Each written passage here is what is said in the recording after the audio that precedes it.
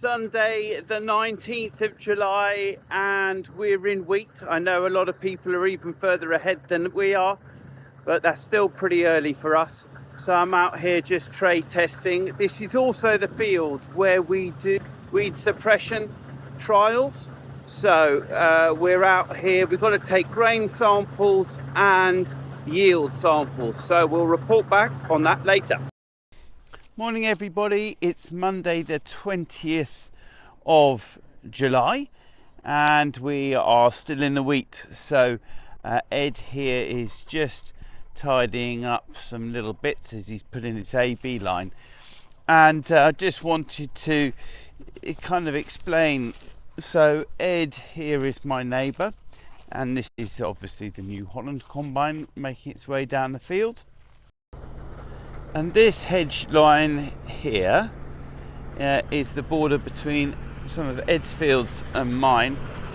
And years ago we opened this hole in the hedge. So this is Ed's wheat next door. Nice clean crop, Ed, well done. So in order that he can access his field, he wants to cut across here. So he's cutting my wheat.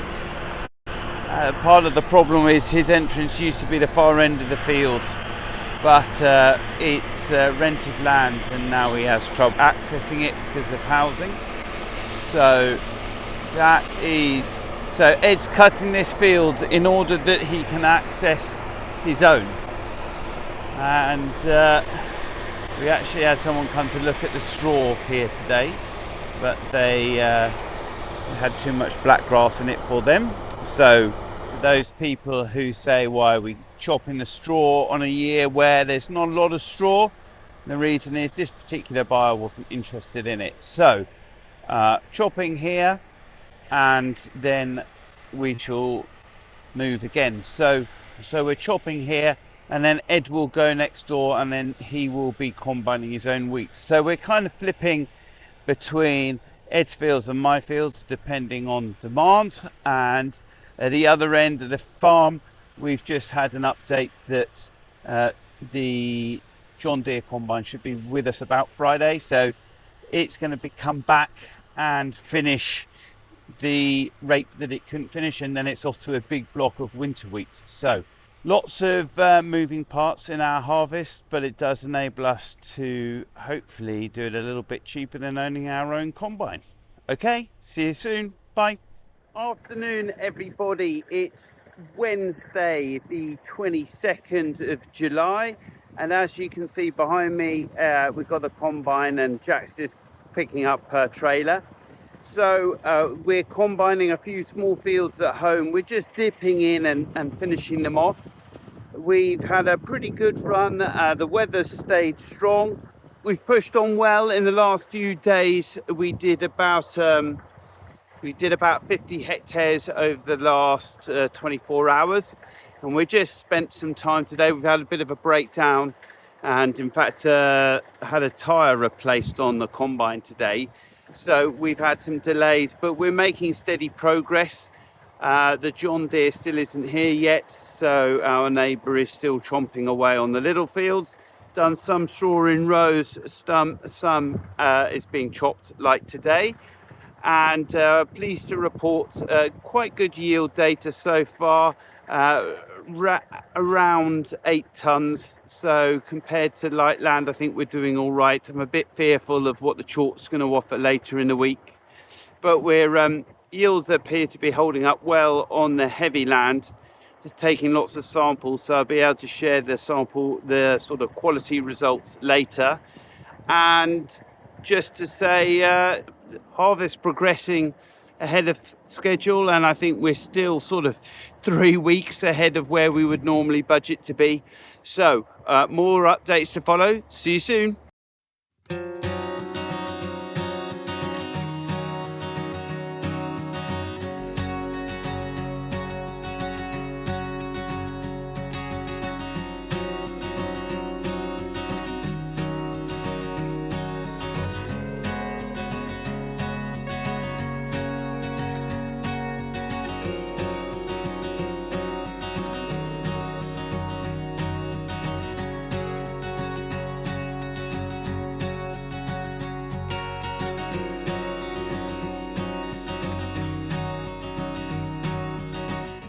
Thursday the 23rd, and we just tried this oilseed rape.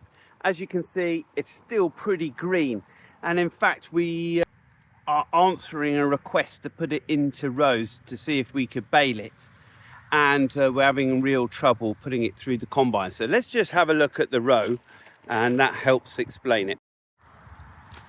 So this is the swath that's come out of the back of the combine here, and you can just see how green the stalks are. In fact, that is wet to the touch.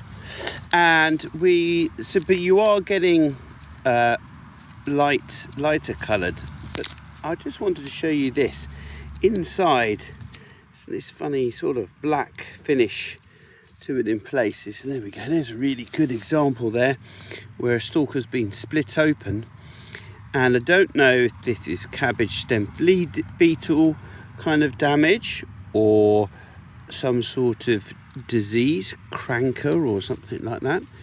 Here we are on a tram line. They're still pretty green. And my point is it sounds very ripe. Here we go. Here's one that looks as if it's died, but the stalk is still green. And I'm now committed to letting this dry off so we can put this down to a farmer cock-up. Possibly we'll have to come out here and do this with a straw walker rather than a rotary combine, just to help these stalks process through. Afternoon everybody, Wednesday the 23rd of July. As you can see, we're in a field of wheat. We have a green combine now. So this is a bit of land that was severed by HS2. That's what all the earthworks are in the background. So we're having just to pop in and combine this before we get on to our big block of light land winter wheat.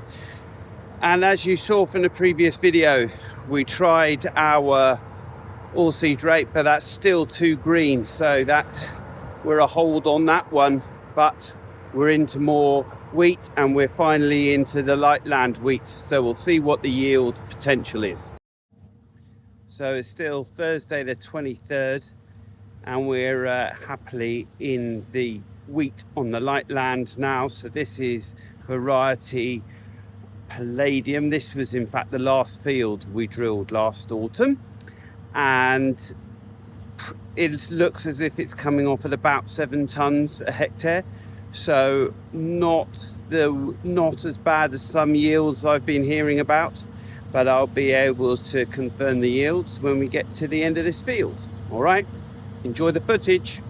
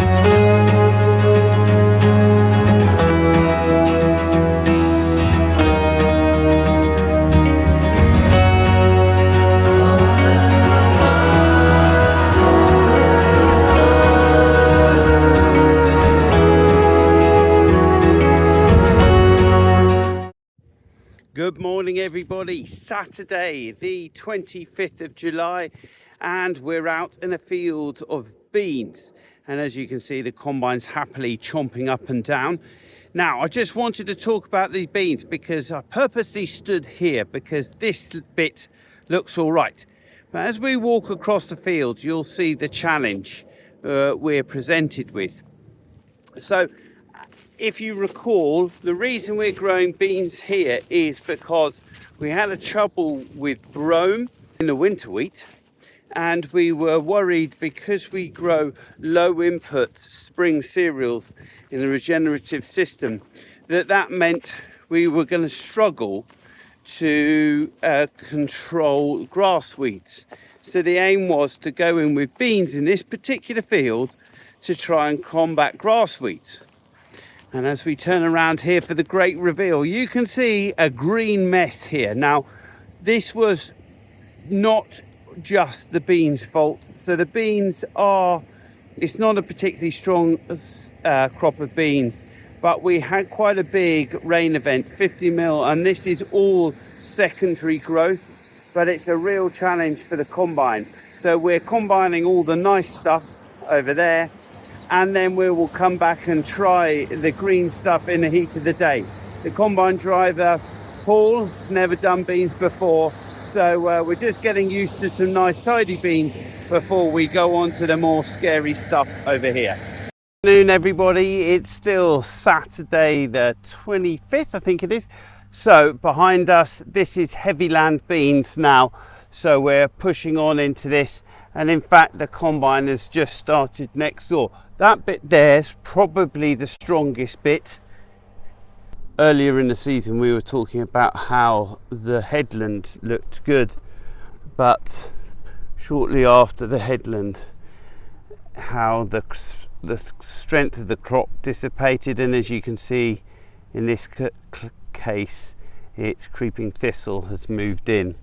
So far from ideal, as PX Farms were commenting, definitely not a pulse year. And over here on this side, increasingly we thought the crop was suffering from compaction or trouble. It's still stronger than the light land. I wish it all looked like this. I mean, this just looks fantastic, but you can really see how the drought has got hold of it. It's very unusual to see the leaves still attached. Normally it would be much more like that, where you just see the plant with the beans on it but with no leaves, but the leaves have just been shriveled up. Not a bean year. And this illustrates a problem here. He's just gone through, and I know why this has happened, because we've got this outside bit here, but cutting height is really important with beans. You don't want to have any pods left behind, but too high this bit, but I'm sure we'll get ourselves dialed in. Something like that, you see, is a classic where you don't want the beans being left behind on the top there, and there's a lot of pods left on the ground, so hopefully we'll get this sorted out.